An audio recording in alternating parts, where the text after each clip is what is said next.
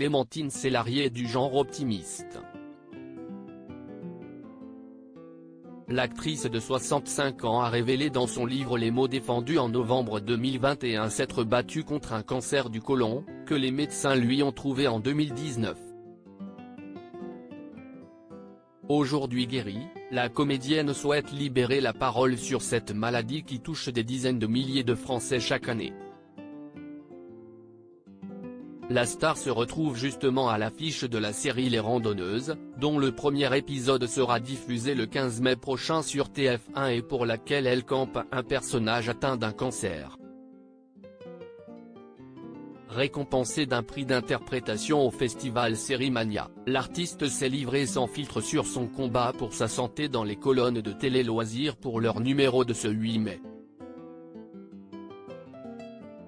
J'étais très ému car, le truc de fou, c'est que je suis récompensé pour une série qui parle du cancer alors que j'en ai un et qu'on m'avait déconseillé de le dire.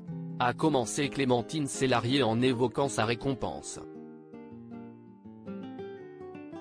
Bien loin d'appliquer les conseils prodigués, l'interprète d'Annie dans 37 degrés de le matin a décidé de prendre la plume et de dévoiler sa maladie au monde entier. Il faut en parler, ne pas s'enfoncer dans la solitude, prononcer le mot sans tabou. Le cancer, ce n'est pas la mort, c'est le combat, s'est-elle exclamée.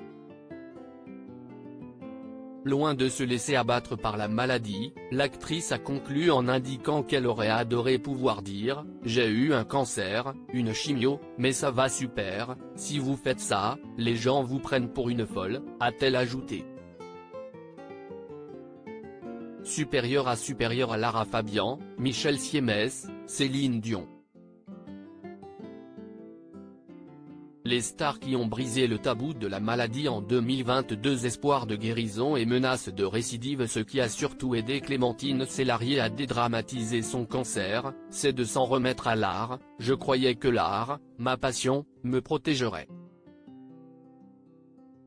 Je me disais que cette frénésie de créer allait me préserver, a-t-elle confié à nos confrères.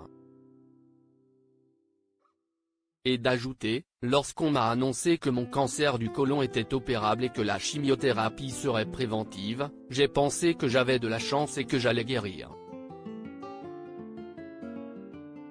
4 ans après, l'actrice savoure pleinement sa vie avec cependant une ombre au tableau, une possible récidive de la maladie.